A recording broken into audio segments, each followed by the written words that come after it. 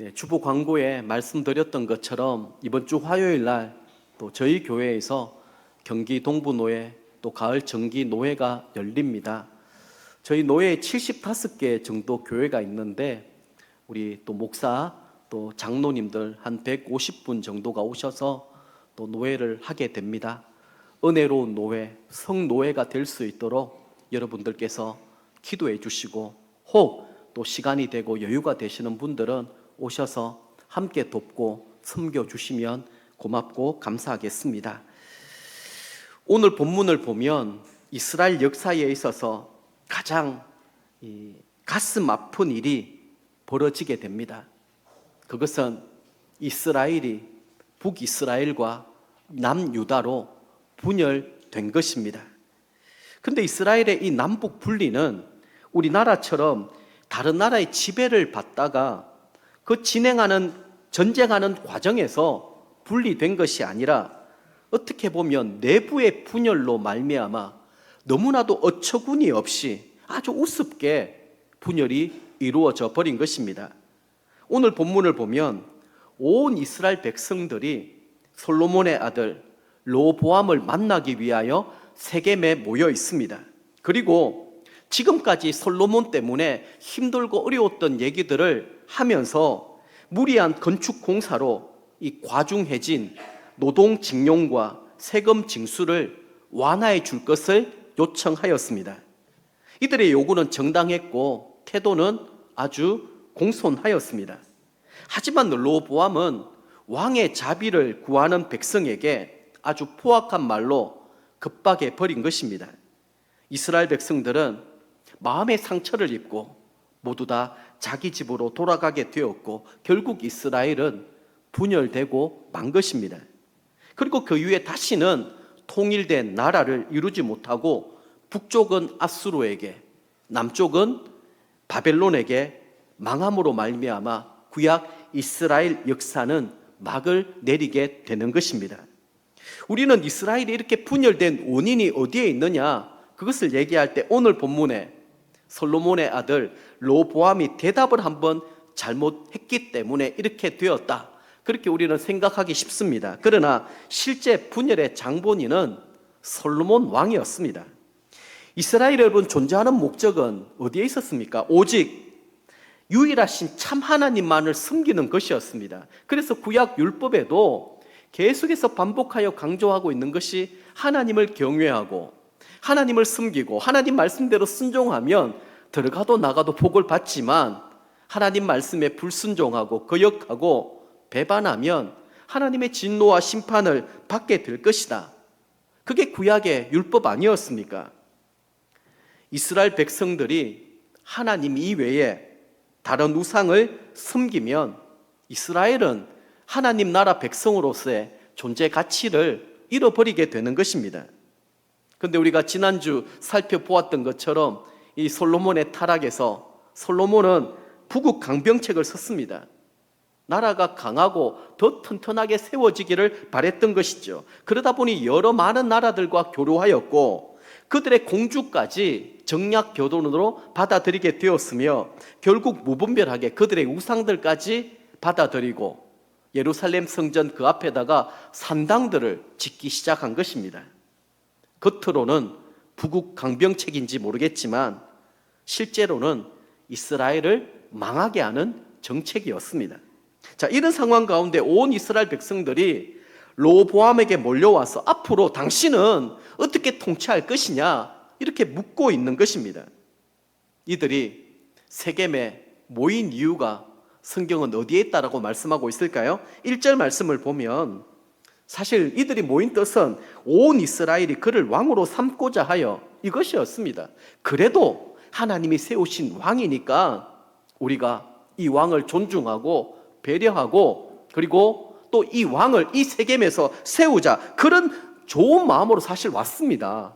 그런데 이 배후에는 하나님이 개입하고 계셨던 것이죠. 자, 하나님은 그러면 이 상황을 어떻게 지금 몰고 가고 계실까요? 솔로몬은 하나님보다 자기의 지혜를 더 믿고 의지함으로 나라를 망쳤다라는 사실을 지난 주일 제가 말씀을 드렸습니다. 근데 이 아들은 과연 어떨까? 하나님이 한번 지켜보고 계시는 것입니다.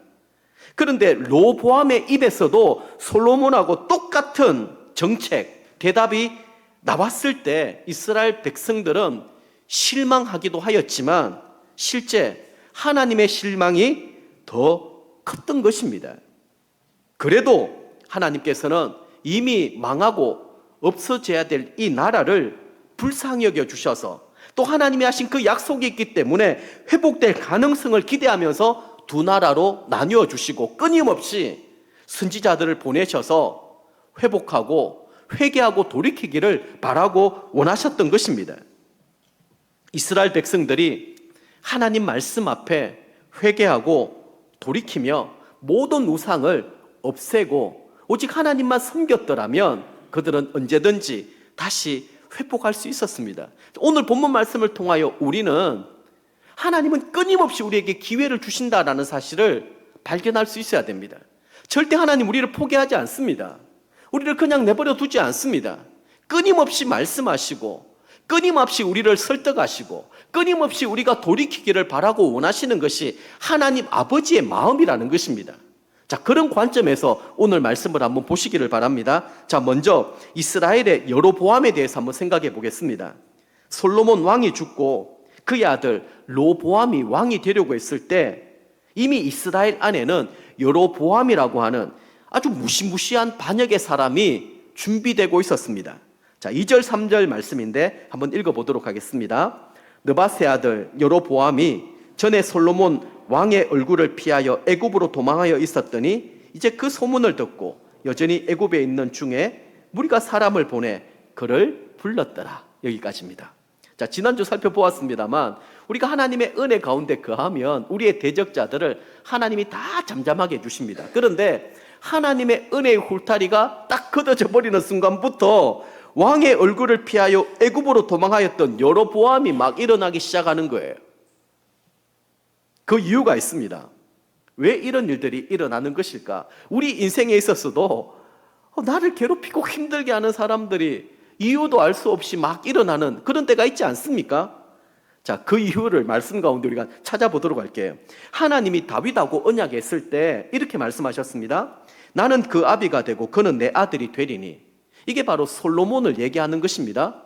너와의 약속을 붙들고 내가 그의 아비가 되고 그는 내 아들이 되게 하겠다. 이 말은 아주 어마어마한 축복입니다. 하나님의 아들이 된다라고 하는 것, 하나님의 능력과 축복을 내가 공급받는다, 이런 의미가 담겨 있지 않습니까? 그런데 하나님이 곧이어서 하신 말씀이 이 말씀입니다.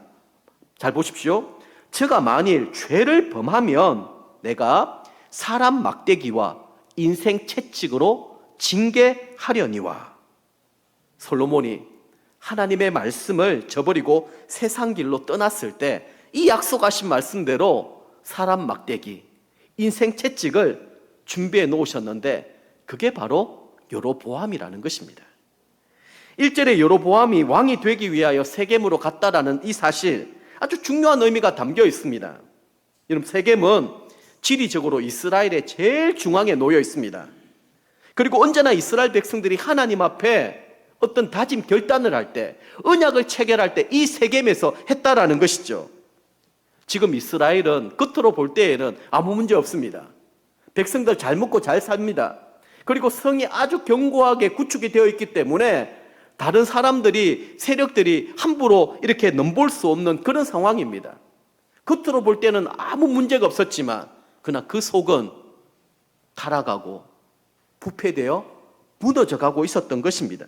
그래서 이스라엘 백성들이 특별히 이 세겜에 모였다라는 것, 이스라엘 왕궁이 아니고 예루살렘도 아니고 세겜에 모여있다라는 것은 어쩌면 이스라엘에 다시 한 번 더 신앙의 개혁이 필요하다, 이런 갈급한 마음에 여기에 모여 있었던 것입니다. 그러면서 이제 다시 이스라엘의 왕이 될 르호보암에게 이렇게 물었던 것이죠.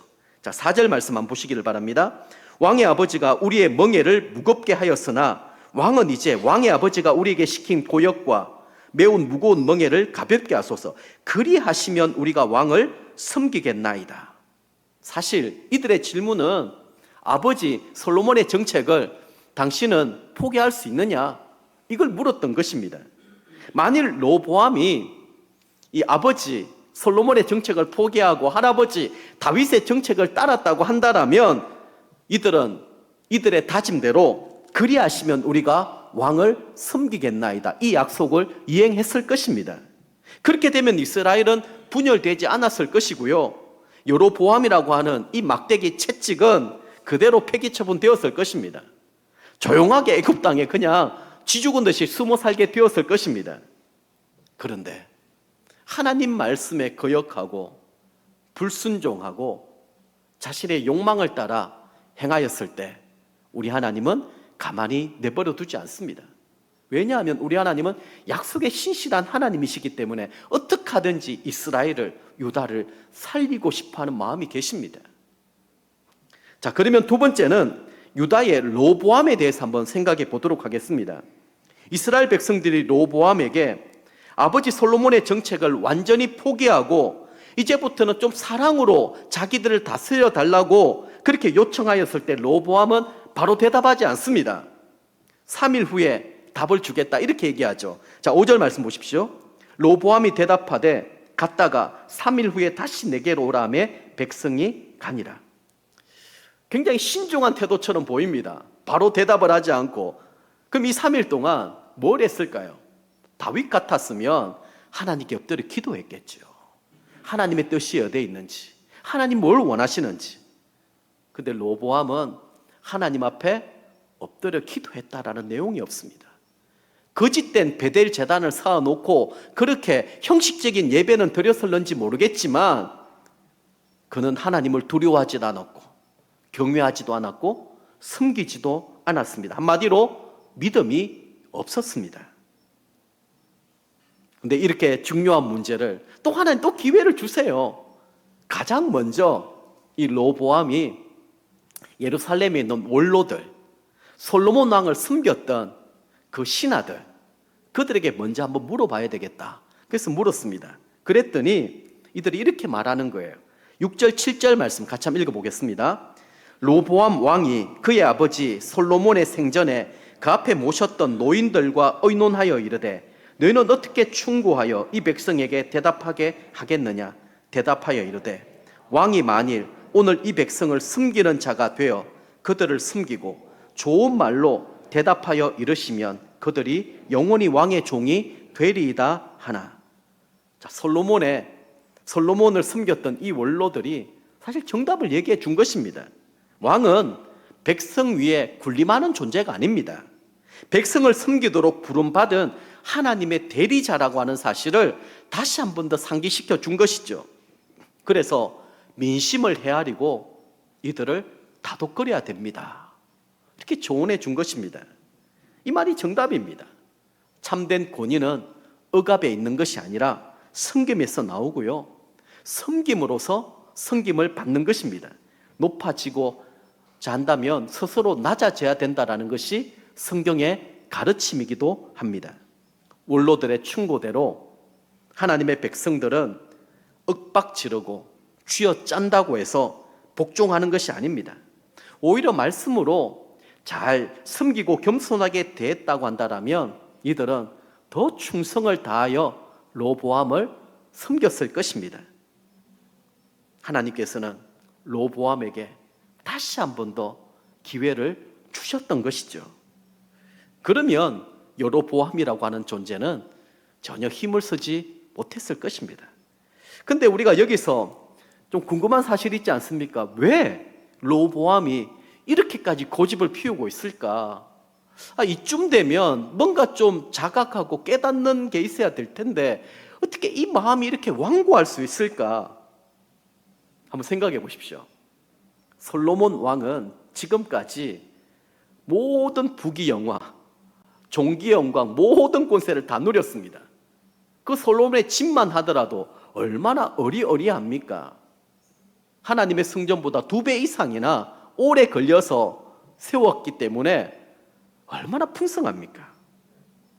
자기가 이들의 말을 따르려고 하면 지금 자기가 누리고 있는 기독권, 부귀 영광, 모든 종기 영광, 모든 권세 다 내려놓아야 되는 것입니다.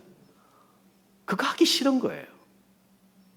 자기는 자라면서 아버지를 보면서 나도 언젠가는 왕이 되면 저 자리에서 부귀영화도 누리게 될 것이고 나도 아주 멋있게 카리스마적인 그런 리더십을 발휘하게 될 거야. 좀 그런 좀 욕망들이 있었던 것 같습니다. 그러다 보니 자신의 이 한번 쾌락과 즐거움, 부귀영화에 도취가 되어버리다 보니까 그 내려놓는 게 쉽지가 않은 거예요. 그러다 보니 백성들의 고통에 귀를 기울이라고 하는 원로들의 이 소리는 하나도 귀에 들어오지 않는 것입니다. 자, 그러면서 이번에는 함께 자랐던 이 젊은 척건들, 자신과 같이 놀았던 친구들에게 의견을 물어보았습니다. 그랬더니 이 사람들은 당연히 솔로몬의 정책이 옳고 그것을 그대로 밀고 나가야 성공할 수 있다, 이렇게 충고하는 거예요. 자, 10절 11절 말씀 한번 같이 읽어보겠습니다. 함께 자라난 소년들이 왕께 아뢰어 이르되 이 백성들이 왕께 아뢰기를 가볍게 하라 하였은즉 왕은 대답하기를 내 새끼 손가락이 내 아버지의 허리보다 굵으니 내 아버지께서 너희에게 무거운 멍에를 매게 하였으나 이제 나는 너희의 멍에를 더욱 무겁게 할지라. 내 아버지는 채찍으로 너희를 징계하였으나 나는 정갈 채찍으로 너희를 징계하리라 하소서. 아멘. 문제는 로보암과 이렇게 가까이 지냈던 이 친구들은 어디 출신인가 하면 전부 다 다윗 집안의 사람들이었습니다. 일가 친척들이었죠. 이들은 로보암이 다윗 왕가 중심으로 세력을 강화시키는 것이 너무나 옳다고 그렇게 생각했던 것입니다. 왜냐하면 로보암이 내려놓으면 자기들도 다 내려놓아야 되거든요. 그러니까 자기들 기득권도 포기하거나 내려놓고 싶지 않았던 것입니다. 그래서 만약 처음부터 이렇게 나가면 백성들이 우습게 여길 것이고 그러면 나라를 제대로 다스릴 수 없기 때문에 처음부터 강하게 나가야 된다, 이렇게 충고한 것입니다. 여러분, 하나님의 백성들의 마음을 하나로 묶는 방법은 두 가지밖에 없습니다.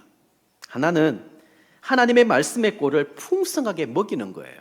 그러면 이들이 말씀의 은혜를 받고 성령님의 다스리심과 인도하심을 받게 되면 온순한 양이 되는 것입니다. 그리고 다른 하나는 겸손하게 이들을 섬기는 것입니다.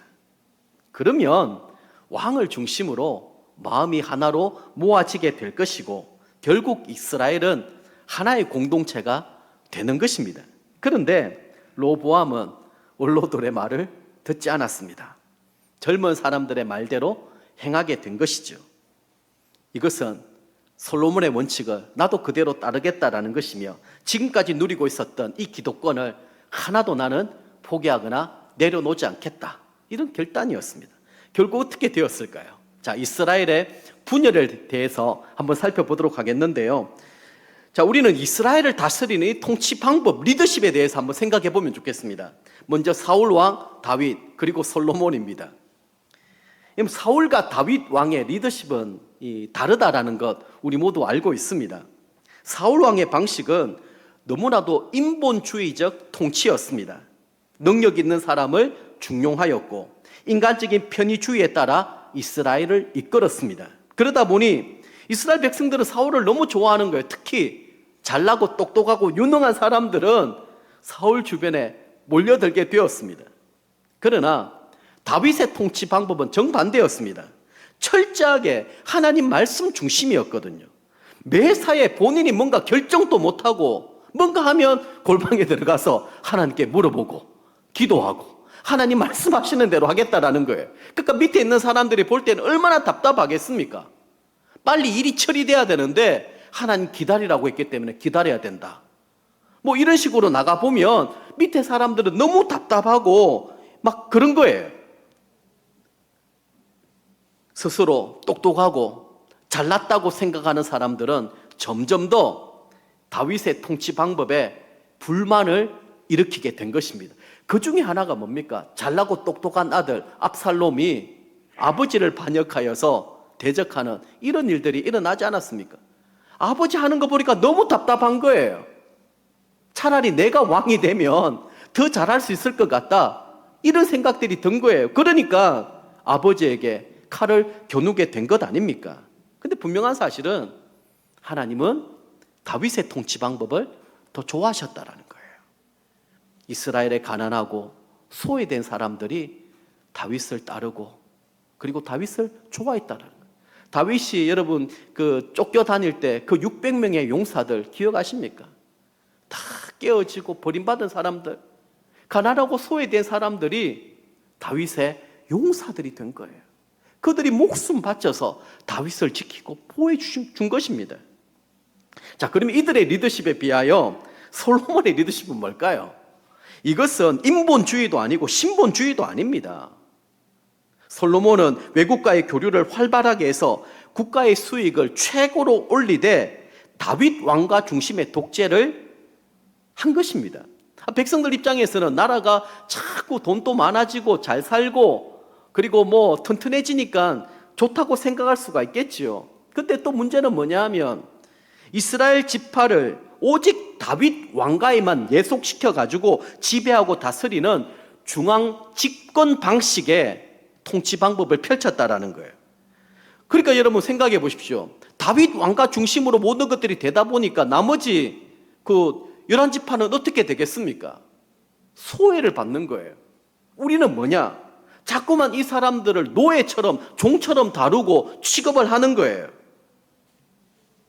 실제로 많은 성을 또 짓고 이렇게 하는 일들에 있었어도 결국 중앙 집권을 위한 하나의 통치 방법이었습니다. 사실 11지파가 르호보암에게 요구한 것은 다윗 왕가가 너무 지나치게 이스라엘을 독재적으로 지배하려고 하니까 이것 좀 완화시켜 달라라는 것이었습니다. 르호보암에게 일말의 기대를 품고 있었던 북쪽 지파 사람들은 이런 그의 독선적인 지배 방식에 실망하여서 이제는 다윗 왕조와 결별을 선언하게 된 것이죠. 자, 16절 말씀 같이 한번 읽어보겠습니다. 온 이스라엘이 자기들의 말을 왕이 듣지 아니함을 보고 왕에게 대답하여 이르되 우리가 다윗과 무슨 관계가 있느냐? 이새의 아들에게서 받을 유산이 없도다. 이스라엘아 너희의 장막으로 돌아가라. 다윗이여 이제 너는 내 집이나 돌아보라 하고 이스라엘이 그 장막으로 돌아가니라. 이렇게 말하고 있는 11지파 사람들 심정 여러분 좀 이해가 됩니까? 분노가 가득 찼습니다. 아니 지금 다윗하고 언약은 다윗 지방과 한 것이지 이스라엘 우리 전체와 한 것 아니지 않느냐. 그래서 이스라엘은 오직 자기들만 잘 먹고 잘 살고 그리고 부정축제하는 이 다윗 왕가 인정하지 못하게 했으니까 이제 너희들끼리 잘 먹고 잘 살아라. 우리끼리 살겠다. 독립하겠다. 지금 이렇게 나온 것입니다.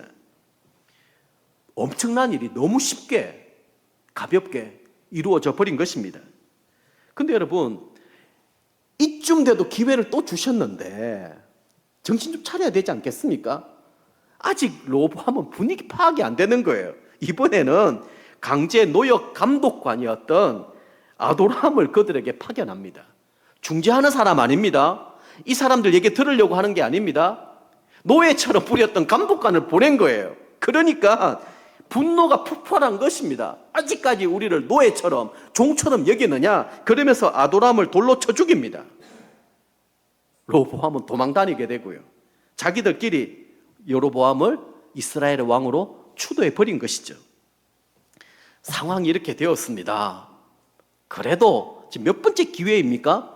르호보암은 이번에는 18만의 용사들을 동원합니다. 베냐민 지파 또 이런 사람들 다윗 왕가 중심으로 여로보암의 반란 세력을 이제는 막 자기가 이제 한번 진압을 해보려고 한 거예요. 여러분 이렇게는 어떻게 되겠습니까? 사실은 이 북이스라엘의 군대하고 그 조그만 한 지파의 하고는 게임이 되겠습니까? 그러면 서로 간에 얼마나 큰 상처만 남겠습니까? 이번에는 하나님이 막으십니다. 24절 말씀 같이 한번 읽어보겠습니다. 여호와의 말씀이 너희는 올라가지 말라. 너희 형제 이스라엘 자손과 싸우지 말고 각기 집으로 돌아가라. 이 일이 나로 말미암아 난 것이라 하셨다라 하신지라. 얼마나 답답하셨으면 하지마, 내가 하는 거야, 이렇게 말씀하시는 거예요.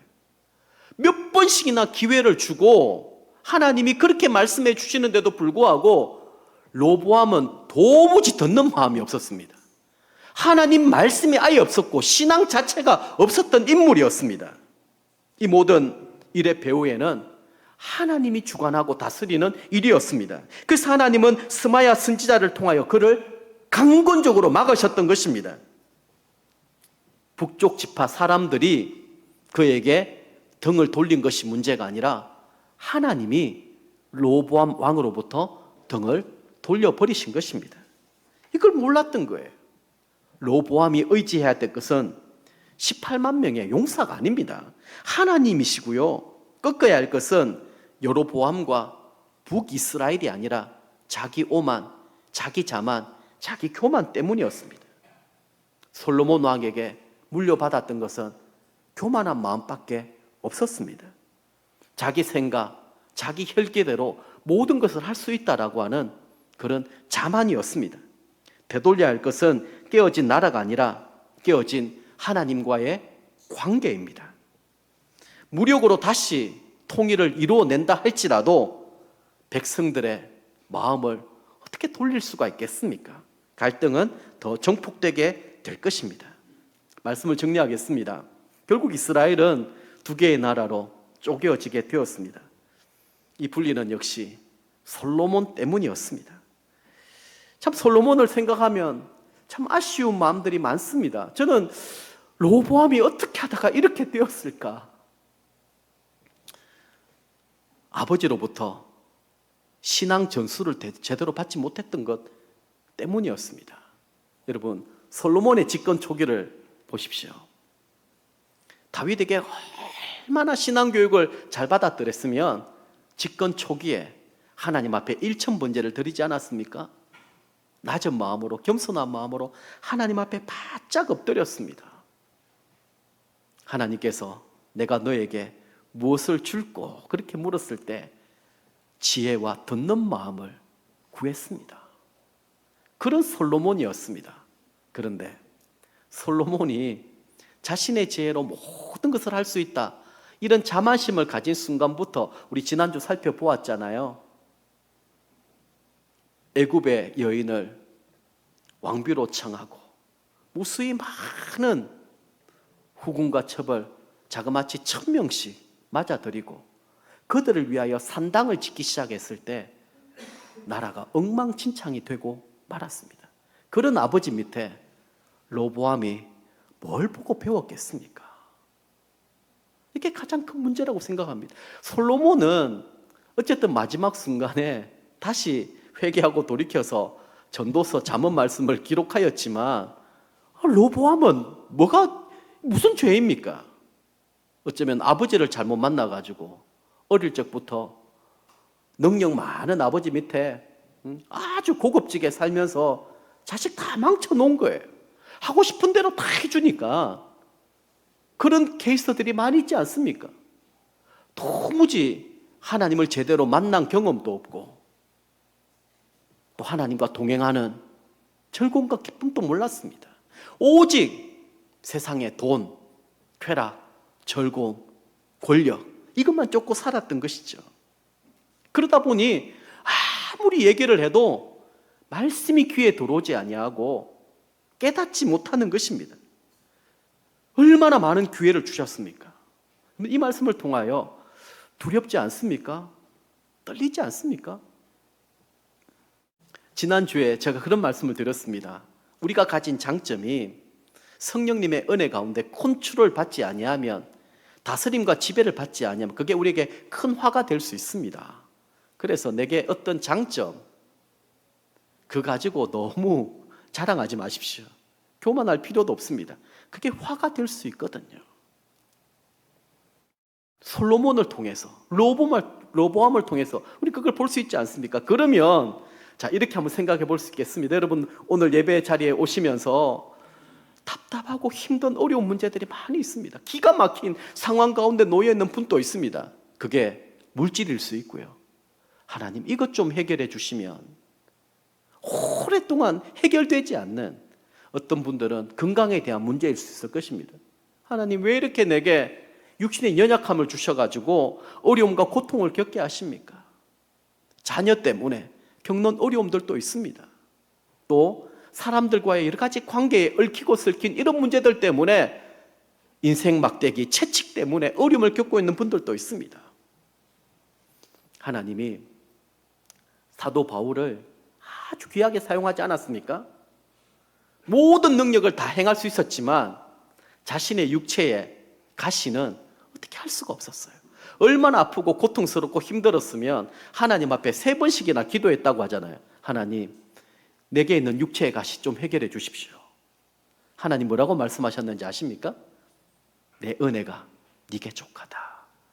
육체의 가시가 있었기 때문에 저는 바울 사도님이 솔로몬처럼 타락하지 아니하고 끝까지 초심 붙들고 믿음을 지켜낼 수 있었다. 저는 그렇게 믿고 있습니다. 우리 모두에게는 이런 육체의 가시가 있습니다. 이것 때문에 내게 하나님 앞에 나오는 절실함, 절박함, 간절함이 있다면 감사하십시오. 그게 우리에게 은혜가 되고 하나님이 일하시는 놀라운 증거가 될 줄 믿습니다. 로보암의 인생이 이런 부럽습니까? 하나도 안 부러워요. 결국 이 인생이 얼마나 불쌍한 인생입니까? 오히려 다윗처럼 굽이굽이 힘들고 어려운 인생의 골짜기를 많이 지나가면서, 사망의 음침한 골짜기를 지나가면서 나의 목자 되시는 하나님을 만날 수 있다면, 경험할 수 있다라면 그게 복된 인생 아니겠습니까? 그래서 여러분들이 내게 행복의 기준이 무엇이냐, 많이 가지고 많이 누리는 것이 아니라 내게 이런 아픔과 고통 때문에 하나님 앞에 울 수 있다라는 것, 하나님 앞에 엎드릴 수 있다라는 것, 그래서 하나님의 위로를 받을 수 있다라는 것, 이게 행복이에요. 이게 은혜고요. 이게 예수 믿는 맛입니다. 저와 여러분들이 오늘 말씀을 통하여서 다시 한 번 더 하나님을 경험하고 또 주님 주시는 은혜로 다시 일어서시고 다시 시작하실 수 있는 저와 여러분의 삶이 되실 수 있기를 주님의 이름으로 간절히 축복합니다.